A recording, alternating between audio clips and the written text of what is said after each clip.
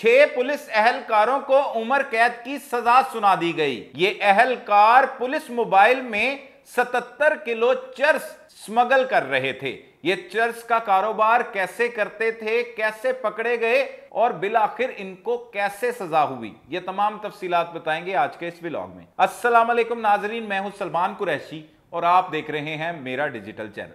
नाजरीन, जब ये इत्तला मौसूल हुई कि 6 पुलिस एहलकारों को उम्र कैद की सजा सुना दी गई है, वो भी इसलिए कि ये 77 किलो चरस स्मगल करते हुए पुलिस ही के हाथों गिरफ्तार हो गए थे। पहली तो बात यह है कि नाकों पर अक्सर औकात जब पुलिस एहलकार मौजूद होते हैं तो वो किसी भी गाड़ी में दाखिल होते हैं तो सबसे पहले जो शहरी परेशानी में मुब्तला हो जाता है वो ये होती है कि कहीं पर कोई पुलिस एहलकार अपनी जेब से मंशियात निकालकर उसकी गाड़ी में न रख दे, या तलाशी के दौरान अपनी ही जेब से निकली हुई मंशियात उसकी जेब से डाल के निकाल कर ये ना कहे कि तुम मंशियात लेकर जा रहे हो। इसलिए लोगों को बड़ी ही परेशानी होती है और वह पुलिस एहलकारों से उलझते हुए दिखाई भी देते हैं। इसकी वाज़ेह मिसाल ये है कि बिलाखिर बहुत से मुकदमा दर्ज हुए, ना सिर्फ पुलिस एहलकारों के खिलाफ, पुलिस अफसरान के खिलाफ भी, लेकिन वो मुकदमात का कुछ नहीं बना। लेकिन एक ऐसा मुकदमा दर्ज हुआ जिसमें 6 पुलिस एहलकारों को उम्र कैद की सजा हो गई। ना सिर्फ उम्र कैद बल्कि 2 साल की इख्तियारात से तजावुज करने की दफा 155C के तहत 2 साल मजीद उनको सजा हुई और 5-5 लाख रुपए जुर्माना भी किया गया, जिससे यह साबित हुआ कि पुलिस एहलकारों को भी सजाएं होती हैं।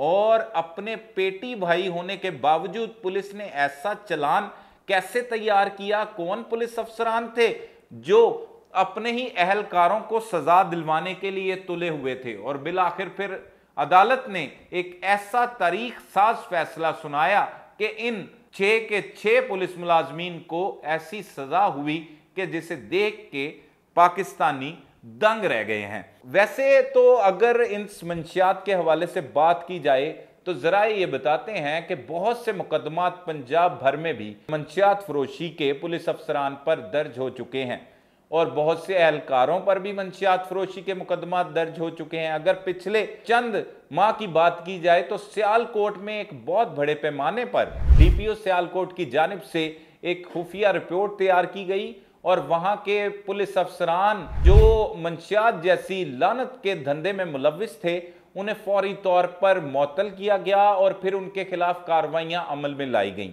और अब जो है वो केसेस चल रहे हैं। ऐसे ही लाहौर में भी बेशुमार ऐसे वाकयात रूनुमा हुए, पंजाब भर में भी ऐसे वाकयात रूनुमा होते हैं और पाकिस्तान भर की अगर बात की जाए तो मुकदमात दर्ज जरूर होते हैं लेकिन उस पर सजाएं नहीं मिल पाती। इन लोगों को सजाएं कैसे मिली, ये कौन थे? ये CIA के तगड़े एहलकार बताए जाते हैं। इनका नाम एक का जो बताया जा रहा है वो है गुलाम अब्बास, जो बड़ा तगड़ा किस्म का CIA का एहलकार था। इसके साथ यकूब था, इजाज था, अब्दुल हमीद था और रजब हुसैन एक का नाम बताया जा रहा है, जबकि इनके साथ अहमद नवाज समेत ये 6 अफराद थे जो चरस स्मगल करते हुए रंगे हाथों ही पुलिस के हाथों गिरफ्तार हो जाते हैं। ये कौन सी पुलिस थी, ये कहां पर चरस लेके जा रहे थे? और इन 6 के 6 एहलकारों ने अपने इंचार्ज CIA का डाला इस्तेमाल किया और उसमें बोरियों में चरस भरी हुई थी। ये बोरियों में चरस भरकर शहर की जानिब मुंतकिल कर रहे थे कि रास्ते में इन्हीं की पुलिस को इतला मिलती है और जो लोकल पुलिस है वो इन्हें रोक कर तलाशी लेती है तो वो बोरियां बरामद हो जाती हैं और इन्हें हथकड़ियां लगाकर हवालात में बंद कर दिया जाता है और फिर होता है इनके खिलाफ मुकदमा दर्ज। मंशियात फरोशी की दफा के तहत, मंशियात की स्मगलिंग की दफा के तहत इन पर मुकदमा दर्ज हो जाता है और फिर ये जेल मुंतकिल हो जाते हैं। बिलाखिर इनको सजा इसलिए मिलती है कि जो वकील होते हैं, सरकारी वकील, वो शकील अब्बासी, अहमद अब्बासी उनका नाम बताया जा रहा है, जो जुलाई 2021 में ये थाने का अंदराज हुआ, वो अदालत में मौक़िफ़ इख्तियार करते हैं कि बोट बेसन पुलिस को इतला मिली थी कि एक पुलिस मोबाइल मंशियात लेकर कराची जा रही है। इस इतला पर कार्रवाई करते हुए पुलिस ने गाड़ी को रोका, जिसमें से 6 एहलकारों को गिरफ्तार किया गया। गाड़ी से 2 बोरियां बरामद हुई, जिसमें 77 किलो मंशियात थी, 2 मन के करीब, 3 किलो कम 2 मन मंशियात थी। और दुराने समात मुल्जमान के वकील ने एतराज उठाया कि ये जो चर्स है ये अपनी असल हालत में मौजूद नहीं बल्कि पिघल चुकी थी। ताहम अदालत ने इस इतराज को गैर मुतलका करार देकर ये कहा कि गर्मी की वजह से या दबाव की वजह से ये चर्स जो है वो पिघल सकती है।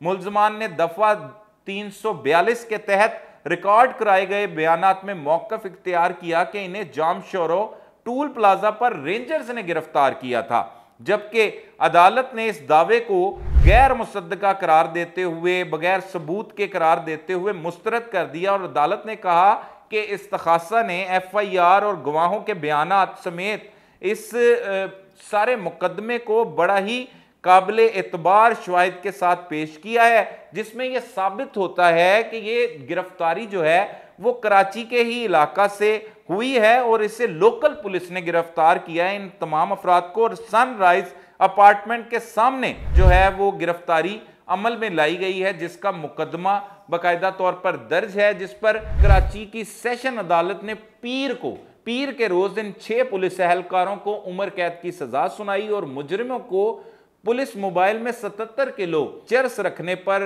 जो जाम शोरों से कराची में स्मगल करते हुए गिरफ्तार हुए। और ये बताया गया है कि ये 6 के 6 एहलकार CIA के एहलकार थे, तगड़े एहलकार थे और इससे पहले भी ये बेतहाशा बार इस तरह की क्रिमिनल एक्टिविटी कर चुके होंगे। लेकिन अब पुलिस को इतला मिली तो पुलिस ने इन्हें गिरफ्तार किया। गिरफ्तार करने के बाद इन पर बाकायदा तौर पर एक मजबूत चालान तैयार किया गया।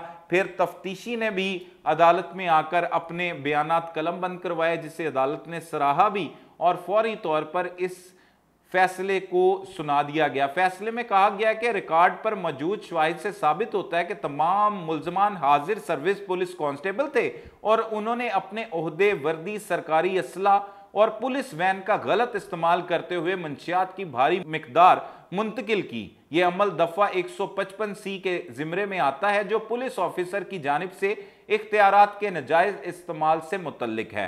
तफ्तीशी ऑफिसर ने अदालत में सरकारी दस्तावेजात पेश किए, जिनमें साबित हुआ कि मुल्जमान CIA सेंटर जामशोरों में तैनात थे और मंशियात की स्मगलिंग के लिए इस्तेमाल की गई पुलिस वैन CIA इंचार्ज को सरकारी तौर पर दी गई थी। बरामद शुदा मंशियात सरकारी गाड़ी से मिली और गिरफ्तारी के वक्त मुल्जमान वर्दी में मुलव्विस थे। अगर बात की जाए पुलिस वर्दी की, तो पुलिस वर्दियों में पुलिस एहलकार डकैती जैसी वारदातें भी कर चुके हैं। बहुत से ऐसे गैंग लाहौर से, पंजाब से, सिंध से गिरफ्तार हो चुके हैं जो हाजिर सर्विस पुलिस एहलकार वर्दियों में डकैतियों की वारदातें भी करते हैं। तो ये वर्दी में मंशियात स्मगलिंग कर रहे थे, लेकिन खुशाइंद बात यह है कि इनको गिरफ्तार करके करार वाक़या सजा दिलवाई गई है और अदालत ने इसमें बड़ा अहम किरदार अदा किया है। एडिशनल डिस्ट्रिक्ट एंड सेशन जज जनूबी अब्दुल हफीज लशारी ने CIA जामशोरों के 6 एहलकारों गुलाम अब्बास, यकूब, इजाज, अब्दुल हमीद, रजब हुसैन और अहमद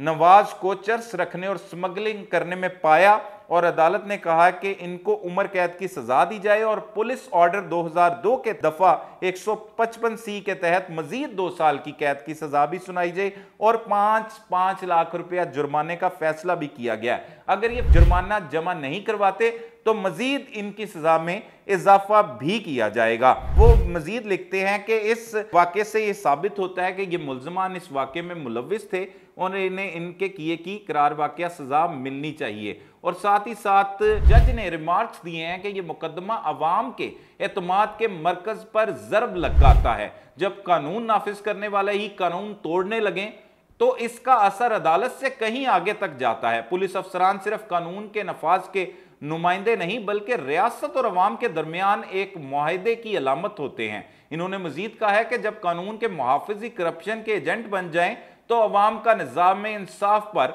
एतमाद उठ जाता है। यह महज कानूनी सजा का मामला नहीं बल्कि इदारा जाती एहतसाब और शफाफियत की जरूरत भी है। अदालत ने हर मुजरिम पर 5 लाख रुपए जुर्माना भी आयद किया, जिसकी अदम अदायगी की सूरत में इन्हें मजीद कैद भुगतना होगी। तो नाज़रीन, ऐसा नहीं है कि पाकिस्तान में सजाएं नहीं मिलती। ऐसे केसेस जो हैं वो भी मंजर आम पर आते हैं जिनमें इन काली भेड़ों को सजाएं भी दी जाती हैं और इन्हीं के पेटी भाई इनका चालान ऐसा तैयार करते हैं कि ये सजा से बच नहीं पाते। तो साथ ही साथ हमें यह भी देखना होगा कि पुलिस जिस तरह से अवाम की मुहाफ़िज़ समझी जाती है, वो साथ साथ गैर कानूनी धंधे भी करती है, जो अब साबित हो चुका। और ये मुजरिम बन चुके हैं 6 के 6 एहलकार, और ये तगड़े एहलकार थे। इससे कबल इन्होंने कैसे कैसे नाजायज़ इख्तियारात का इस्तेमाल किया होगा, और अभी भी बहुत से ऐसे एहलकार मौजूद हैं जो इस तरह के नाजायज़ इख्तियारात का नाजायज़ इस्तेमाल करते हैं। तो लिहाजा हमें तो यही देखना है कि हमारे पाकिस्तान में कानून की बालादस्ती हो और इस तरह के जो मकरूह चेहरे हैं उनको सख्त से सख्त सजाएं दिलवाई जाएं, ताकि मज़ीद इस तरह के वकूए सामने ना आए और लोग जो हैं वो पुरअमन तौर पर अपनी ज़िंदगी बसर कर सकें। मज़ीद इस केस में जो हक़ाइक़ होंगे अगले व्लॉग में मिलते हैं। तब तक के लिए अपने मेज़बान सलमान कुरैशी को इजाज़त दीजिए। अल्लाह ने के बाद।